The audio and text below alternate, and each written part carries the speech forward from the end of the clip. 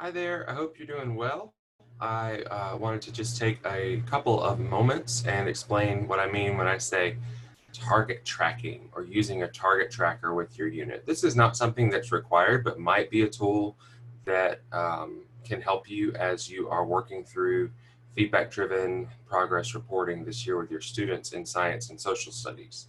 Um, this is going to look different at different schools because you are all going to have your own kind of spin on it, but I wanted to have one document that um, allowed you to do this for each of your units, and I'm currently working on those and hope to have those done soon. But here's an example of a fifth grade target tracker, and I wanted to share with you how you can use this. So you have a space for the student's name, you have a place where it's got the unit title, Unit 1 movement, and the standard as it would appear in PowerSchool explains the impact of movement to and throughout the US on US/SC. Now, that had to be shortened for space on the actual report card. So I wanted to make sure that you understood that. It's not going to be the exact wording you're going to see in the standard, but if folks have a question about that, they can go to the State Department or you can share with them the full language of the standard if needed. And then you've got a compelling question. How did the movement of people to and throughout the United States shape our nation? And that ultimately can be kind of a modifier. If students can answer that question uh, with a degree of expertise, then that might be a modifier when you're considering whether or not they are partially met or not yet met or partially met, etc. So wanted to kind of explain that as well. That's a great opportunity for your kiddos to showcase their knowledge. So then you've got a self-assessment score section. This is where the student will track their own growth through the learning targets, and then a final score session or section where the teacher will give their final input on the way the student is scoring on these particular indicators. And ultimately, you've got a place for the overall standard score would be met, not yet met, or partially met. And then a place for student reflection and for teacher feedback.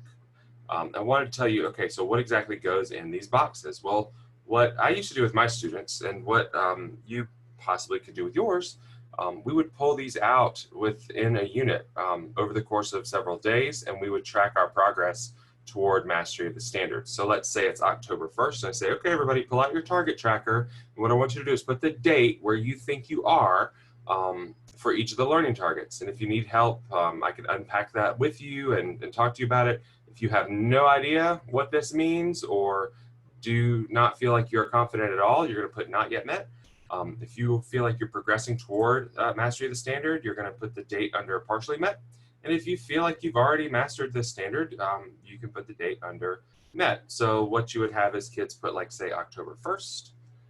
They'd have the date here. Um, if they do not feel like they can compare the physical landscape and demographics of the US before and after the Transcontinental Railroad, they might understand push and pull factors, maybe from fourth grade when we talked about that. This is a fifth grade example, so I might say, "Ooh, I feel pretty confident with that." And explaining immigrant cultures, maybe when we had third grade, when it was South Carolina history, we talked about this some, so I feel a little more confident here. And then a couple days later, you say, pull the target trackers out again, and let's see where you are based on what you think, and now maybe some evidence that we've gathered of your learning. Let's say we did some sort of a performance task on this piece, and you feel really good about it, that you are on the way to mastery. So maybe it's 10-3 here. And maybe you still feel good about this, but not yet quite mastered. So we'll put 10-3 here. And then for this one, we haven't really even gotten to, so I'm going to keep it at the same place where it was. And so the third check-in and so forth, you would go and say, like, 10-5, maybe I've mastered this. Maybe I feel like I've mastered this one. Maybe we haven't quite gotten to this one yet, etc. So what these blanks are for, just to clarify, are for dates or snapshots in time. And then as the teacher, you've been collecting data on your students as well. And this is something where, you know, they can bring up their target trackers to an individual conference, and you can have a conversation with each student and ultimately tell them, okay, so I feel like for this standard, you demonstrated mastery. You have met here. Based on the evidence, you have met here. And based on the evidence that we've discussed, you have partially met here. This might be an opportunity for an alternative assessment. If they want to do a little bit more to learn about this, that might be an option for you to offer them that.